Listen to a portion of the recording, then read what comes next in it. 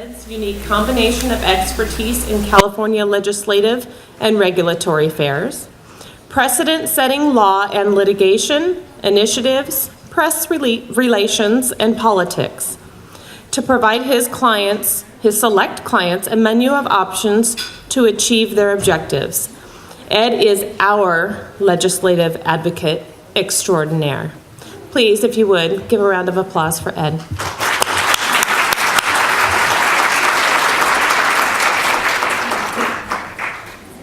Good morning. Oh, that was pathetic. What a bunch of winos. Good morning. Good morning. That was barely adequate. Again, my name is Ed Howard. It's a pleasure to be here and see so many familiar faces. It is also my pleasure to be a guinea pig because there is some sort of punishment for sin to be the speaker right before you have an expert on body language interpretation. So I will be a portrait of self-consciousness the whole time, and I really don't want you to tell me, please, anything that's true. So this is a speech which I gave a few years ago, which we're going to retire. That's the reason why the camera is here. And I was asked to do it in celebration of DRA's 21st birthday. So please give a round of applause to DRA and its 21st birthday. And that, of course, means that DRA as an organization can now legally drink, so watch out. Also, I have nothing as dramatic to show you akin to Mary Bartolini's girdle. I'm very sorry I missed that, and I really hope that that's on video. The pictures are on Facebook. The pictures are on Facebook, that's even better. So, what you're looking at is a small part of a larger painting, painted in the style called pointillism. And when you look at pointillist paintings up close, like this, you can see each individual point of color very clearly. But it isn't until you pull back and look at the painting from a distance, like this, that you can see the full story, what the painting really is, what it really means, the true picture. My aim this morning is to pull all of you back a little bit from the pointillism of your daily professional life and get you to see your true picture. And to that end, I'm going to talk about three things. First, and overall, I'm going to talk about you. And I'm going to talk about how important you are to the legal profession. Next, I'm going to talk about you all as professionals. And then finally, I'm going to talk about how simply incredible and amazing you guys are. So, let's talk about number one, how important you all are to the legal profession. Most every dispute, whether it's in your personal life or every legal dispute, is essentially an argument about what happened, about differing memories or interpretations of the same events. And our system of resolving disputes, our legal system, our system of justice, is based upon a profoundly cynical view about human beings. Cynical about our honesty, cynical about our intentions, and cynical about our capacity for perceiving and remembering events correctly.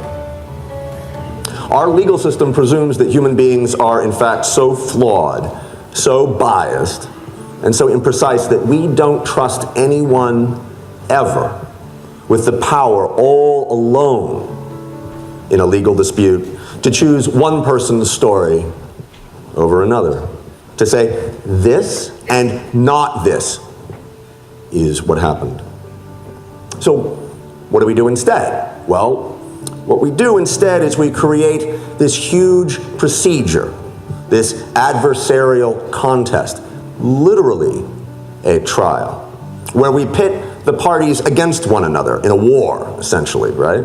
Testing each other's stories against one another through examinations, the exact same word that we use to talk about tests in school, testimonials, rules of zealous advocacy. We trust not people, but we trust that from this clash, from this process, the facts revealing what really happened will eventually come out. But at the end of the day, you gotta resolve the dispute somehow, right? Somebody has to be trusted with the power to say what the facts really are. And in our deeply cynical, adversarial system, there are really only two kinds of people that we trust at the end of the day to say what happened. The first is the most obvious, the triers of fact, judges and juries. But the second is you. The second is you. For all intents and purposes, what you say happened in a deposition is what happened, whether that's what really happened or not. And I want you to step back for a moment and think about that power. Think about that power. Because nobody else has that power in our legal system. Millions of dollars, billions of dollars, lives, reputations, fortunes. Who gets to raise children? Who goes to prison? Who goes free? Every day, you hold our lives in your darting fingertips. And we just trust you. There's no check on you. We just trust you. Like we trust nobody else in our legal system. Like we trust no other secular person in our society. We, the entire system of justice, has faith in you. And that leads me to the second thing I wanted to talk about you about. That didn't sound good. That brings me to my second point. You as professionals. To me, a professional is someone who places the values that hallmark the best of the profession over just earning a buck. To me, a professional is someone who knows that we all have about 80 summers on this planet, and how you live, and why you live, and who you are and who you are not, and your reputation, and your character, and how you behave when behaving the right way is hard. These are the things that matter. These are the things that being a successful human being is all about. These are the things worth living for. These are the things worth fighting for. These are the things that are more important than money.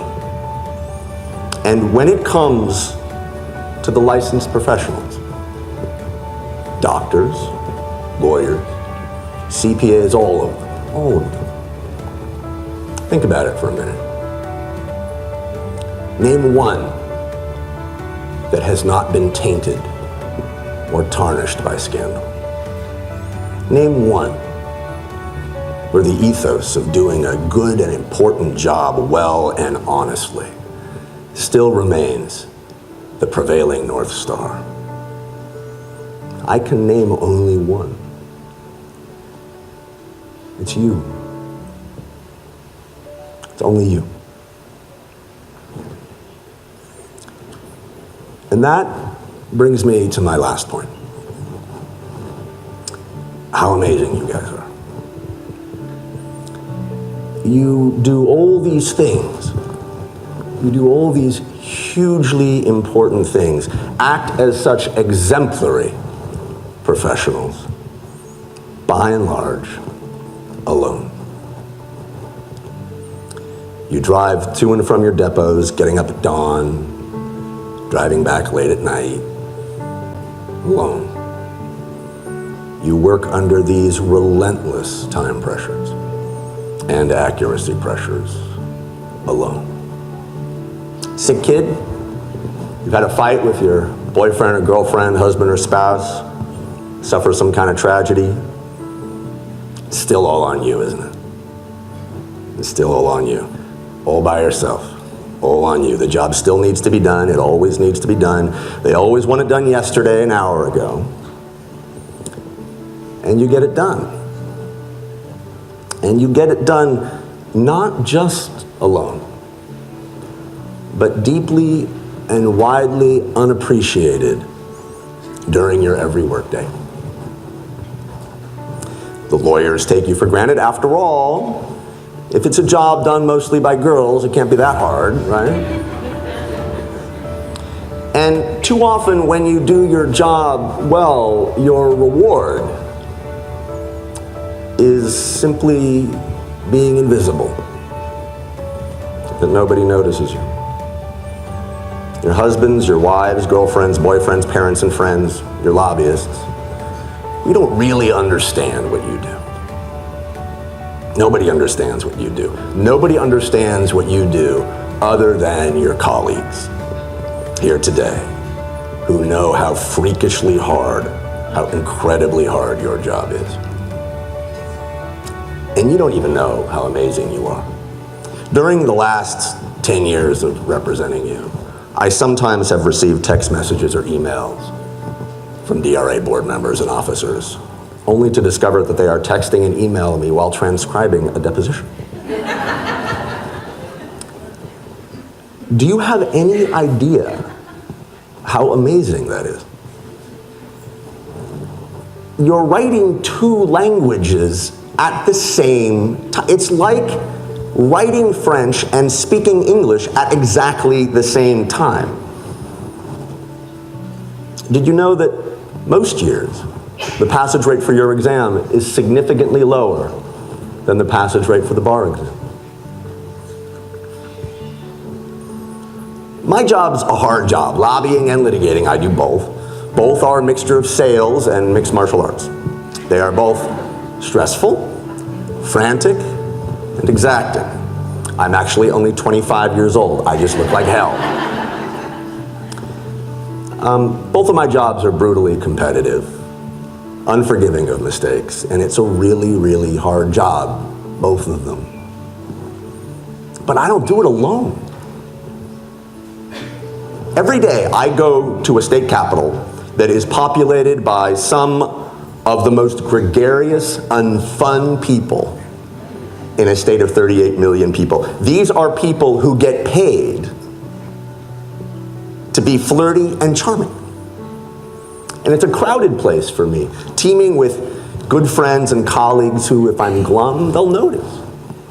And they'll give me a pat on the back, or a hug, or a smile, or buy me a drink.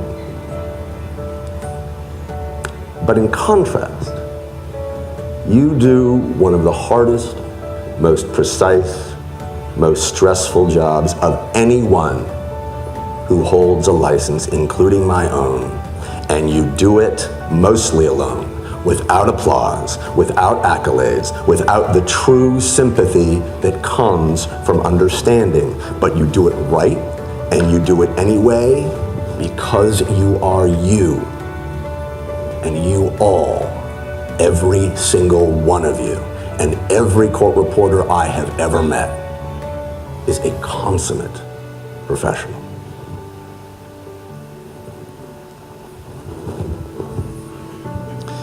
To me, over so many years of having the privilege to work with you, each of you is heroic. To me, each of you is noble. But together, pulling all of the noble and heroic individual dots together into a bigger picture, together, as you are here today. You are very inspiring to me. To me, who you are and what you do, each and every one of you individually deserve and have my admiration and respect, my enduring and transcending admiration and respect. And you have something else too. Assembled as you are here today, reinforcing each other and supporting each other in an interlocking web of mutual support and friendship and understanding and devotion to the right way to live and work here in companionship and in your professional family. You are simply this. Never forget it when you go out there. Never, ever, ever forget this. All of you individually and together. You are very beautiful. And I'm the luckiest lawyer in the whole world to have spent so many of my 2 years